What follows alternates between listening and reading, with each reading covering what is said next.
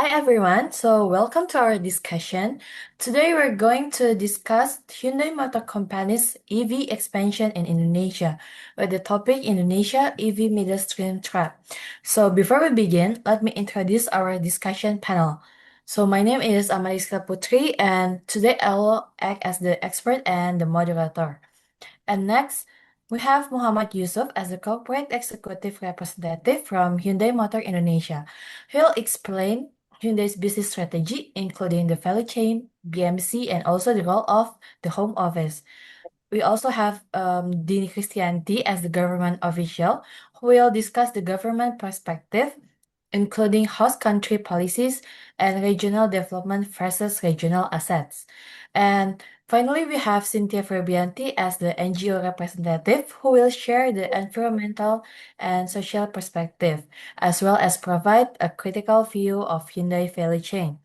And my role is to guide today's discussion by analyzing Hyundai's competitive position using five-porter forces and diamond theory. And I will also conclude our discussion with strategic recommendations. Okay, before we begin our discussion, let me briefly explain the case. So, Hyundai's expansion in Indonesia is more than just selling EV. The company is building an EV ecosystem through local manufacturing, battery production, and also strategy partnership. Indonesia also offers a great opportunities because of its rich nickels resources and growing EV market and also government support. But however, I think Hyundai also faces challenges such as strong competition, supply chain, and environmental concerns. And with that overview, I think we should start our discussion from Hyundai business perspective. So first of all, I would like to ask Yusuf as the corporate executive representative. From Hyundai's business perspective, why do you think is Indonesia important for Hyundai's EV expansion, Yusuf? Okay, thank you, Amanda. From Hyundai perspective, Indonesia is important because it has strong EV market potential, nickel resource, and manufacturing capacity. These factors support Hyundai's plan to expand electric vehicle in South Asia. Okay, can you explain more about the Hyundai's EV value in simple terms? Okay, Amanda, sure, Hyundai EV value chain start from battery material such as nickel, lithium, and other material. After that, the process continue to battery production, vehicle manufacturing, assembly, distribution, marketing, and after-sale service. In Indonesia, nickel and manufacturing are important part of the chain. Okay, Yusuf, thank you for the explanation.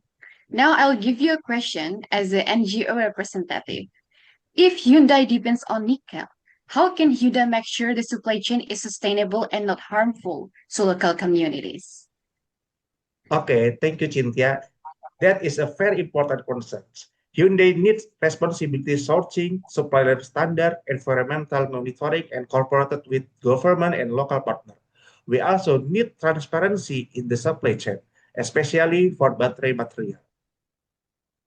That's Oh, it. okay.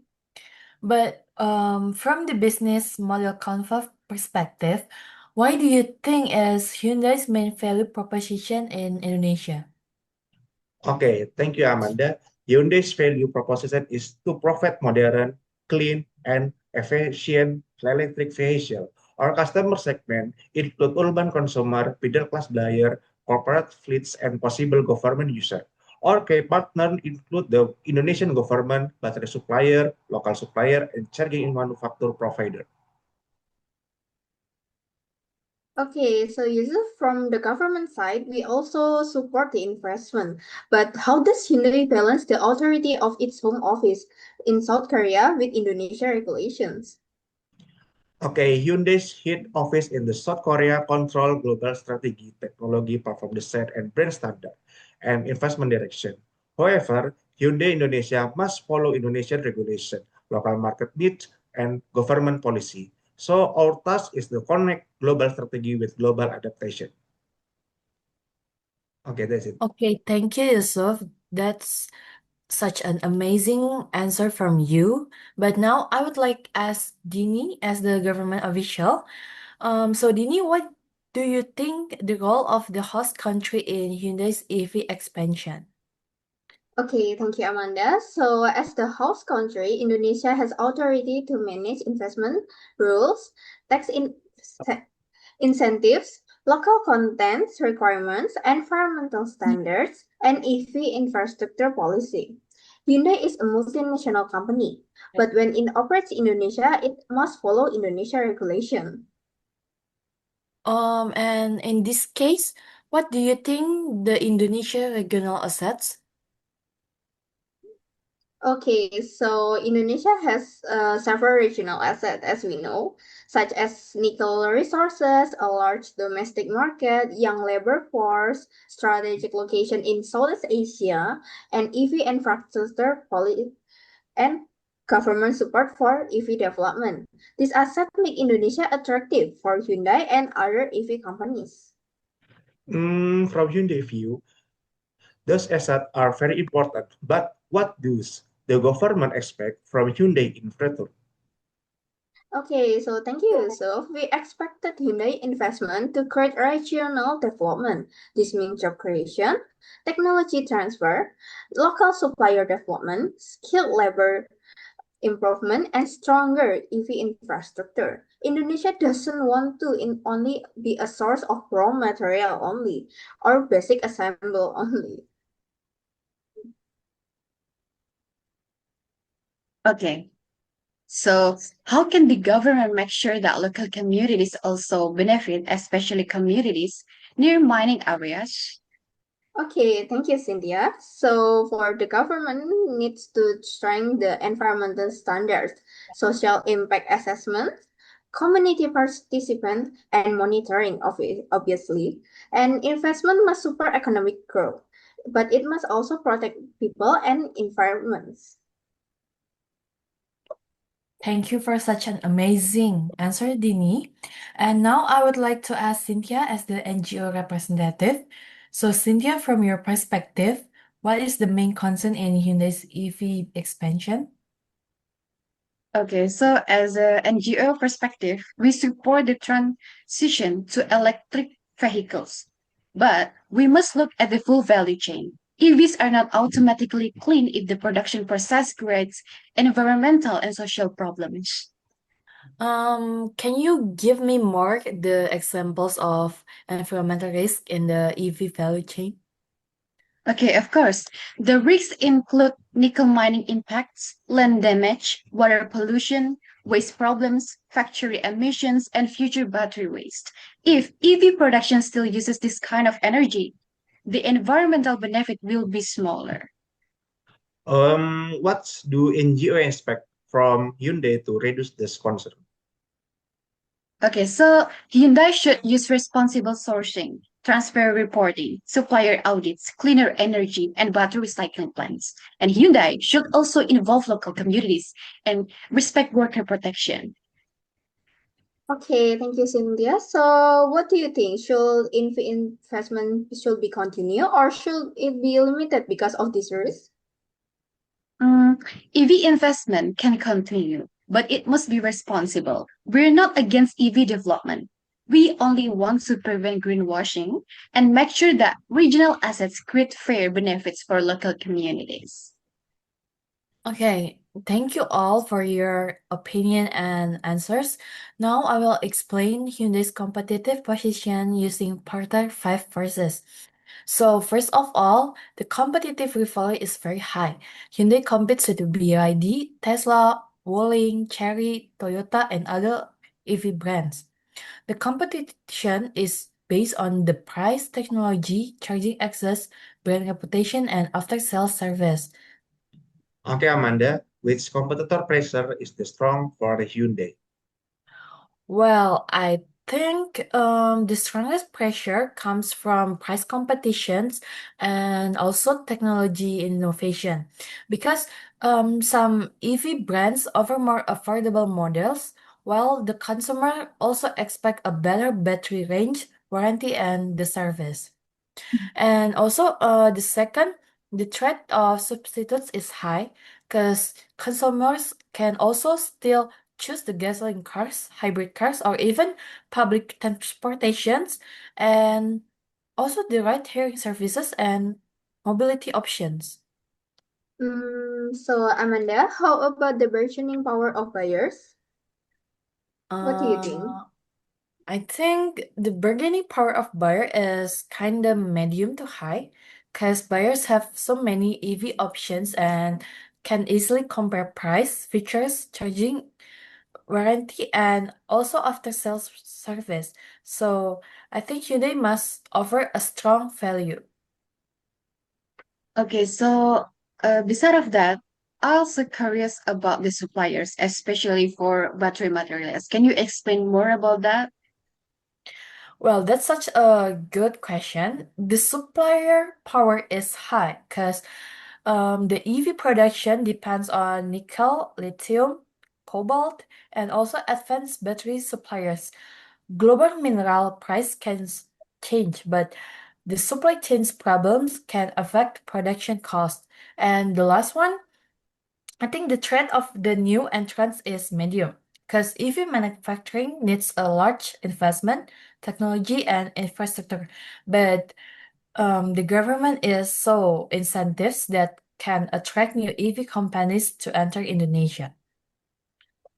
Okay, Okay. so next, I will also use the diamond theory to analyze Indonesia competitiveness in the EV industry.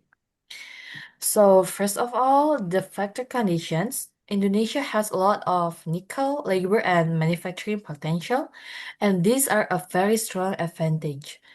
Second, the demand condition. EV demand is growing because of climate concerns, fuel costs, government support, and also public interest in cleaner transportation. And next, we have the related and supporting industry. In this country, Indonesia needs a battery producers, charging station providers, component suppliers, logistic, and also renewable energy. And the last one, this is a very important. This is a firm strategy, structure, and rivalry. Competition among EV companies can also push innovation, better prices, and better service. Okay, thank you, Amanda. So, what do you think? What is the main challenge for Indonesia, both based on this diamond theory that you already made? Well, I think the main challenge is also coming from the moving beyond raw materials and the basic manufacturing, because this country also needs more local technology capability, strong suppliers, battery recycling, clean energy, and also skilled workers. And before closing, I want to ask each of you guys for one risk mitigation strategy. Okay, so first from Yusuf, what do you think should Hyundai do first? Okay, thank you, Amanda. I think Hyundai should strengthen local partnership and build a more stable battery supply chain. We also need to improve after-sales service and offer product that smart Indonesian consumer. That's it. Okay, thank you for the answer, Yusuf. So next, Dini, as the government official, what do you think the government should do? Okay, thank you, Amanda. So, for the government side, first of all, the government should provide a clear regulation, and second, support charging infrastructure. Third, improve local skill, and lastly, make sure foreign investment create real regional development. I think that's all for me. All right, thank you for the amazing answers. And next, as the NGO representative, Cynthia, what do you think you will recommend to us? Okay, Hyundai and the government must ensure about responsible mining, transparent reporting, community participation, clean energy use, and battery waste management. Okay. Thank you for your answer. And from me, as the expert perspective, I will recommend three main strategies. First of all, we should strengthen the local battery supply chain, and then we should accelerate EVs charging infrastructure, and lastly, we improve the market penetration through more affordable EV models, financing options, and also the strong battery warranty. So I think in conclusion, Hyundai's EV should expansion in Indonesia creates the business opportunities, but also the social, political, and the environmental risk. And the best strategy of all this is to balance corporate profit, government regulation, and also environmental protection, and lastly, regional development. Okay, guys, so I think this is the end of our discussion. Thank you all for your participate in this discussion. Have a good day, everyone. Thank Have you a all for great day. watching. Bye Thank you, bye. Amanda, Yeah. everyone. Thank you. Thank you. Thank you.